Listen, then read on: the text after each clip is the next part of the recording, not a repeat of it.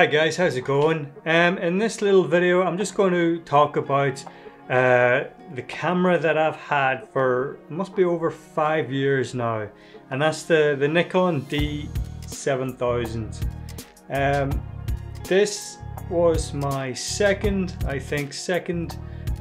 DSLR camera. The very first camera I had was a film camera, a Minolta camera, so this is my third DSLR one. This camera has been through a lot. I've had it from weddings to sports to everything. Not so much sports now because it's not really a sports camera, but when I mean sports I mean like shooting cars and stuff like that that are still. It's a really good camera as far as I can tell. A little bit about it. It's a 16.2 megapixel with a CMOS sensor. It shoots 1080p and HD video with a mic jack in it as well if you want to put in a mic. Now, for shooting video, for people that want to shoot video with this camera, I wouldn't say so.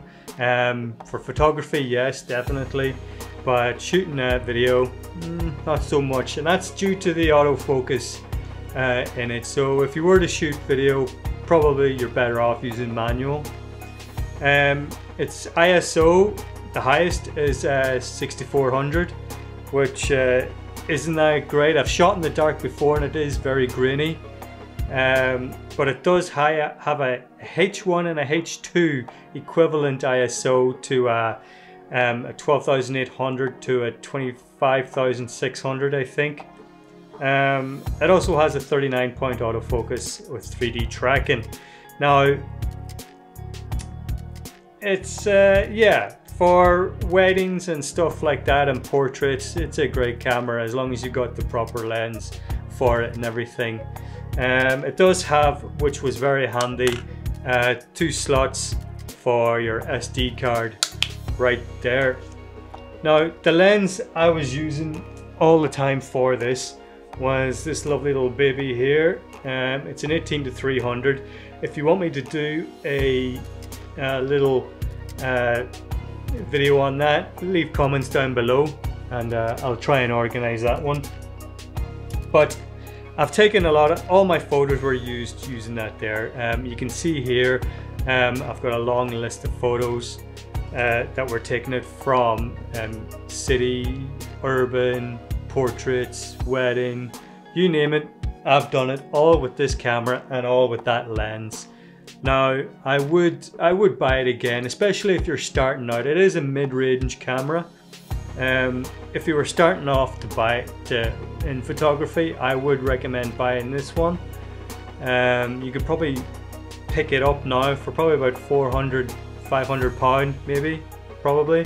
I bought it whenever it came out, and just the body alone was £2,000.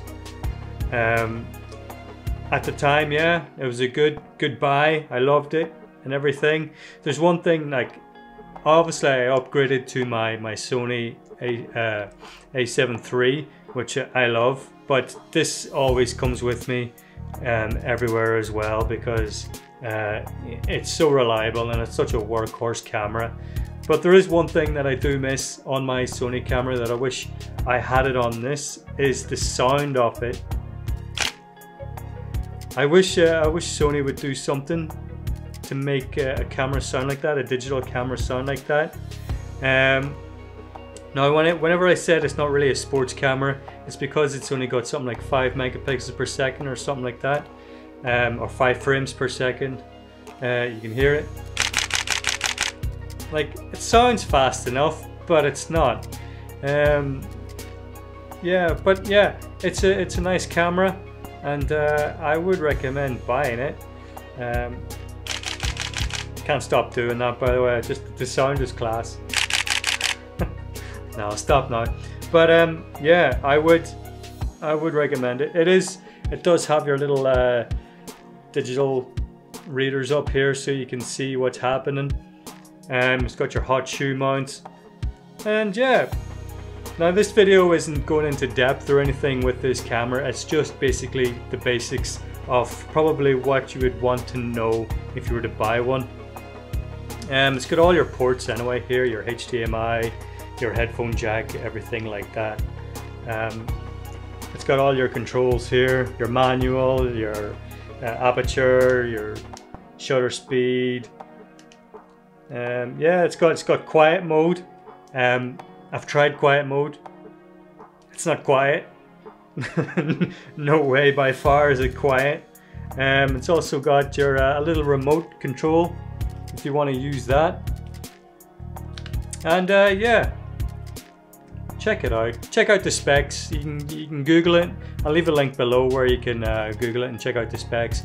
So, like, you can see from the photos that I have taken, you know, obviously I did a little bit of Photoshop work on them, but they're perfect. Like, they are really nice shots, I think. And with this, and using this camera, this well over 5 years camera, and it's still going strong. I wouldn't sell it. I wouldn't do anything with it. I would just keep going until it basically dies on me. That's when I will probably replace it with a new Sony or something like that. But until then, this will be coming with me. Now, it is obviously it's not a, you know, a mirrorless camera. It's a you know, it's a normal weight DSLR. Now, I did have a battery pack for it. Now, when you add this here onto it, and you've got 2 extra batteries in here, you know, it adds to the size of it and everything, and you know, it gives you a nice little grip there. So, but one battery would probably last you, if you were continuously using it, half a day. But if you've got a battery pack like this with 2 in it, you're good to go from, you know, 12 to 12. No, you know, not taking a break at all, not switching it off. That's what I do like about it as well. It's just the battery is insane on it. You can just go and go and go without turning this off. You know, that's another thing I wish Sony would do is, you know, I know they've got better batteries now in the A7 III and stuff, but if they had something like this, hey, you wouldn't need anything else really. Just another camera for a different lens. But yeah, as I was saying, if you want me to do a little video on this lens here, it's a nice big zoom lens, 18-300, pretty weighty. But if you want me to see a video on that, leave some comments down below. Now, if you enjoyed this video, just make sure to leave a little comment, like, and as always, subscribe. And I hope you learned something. I hope I shine some light for some people. And until then, I will see you in the next one. See ya.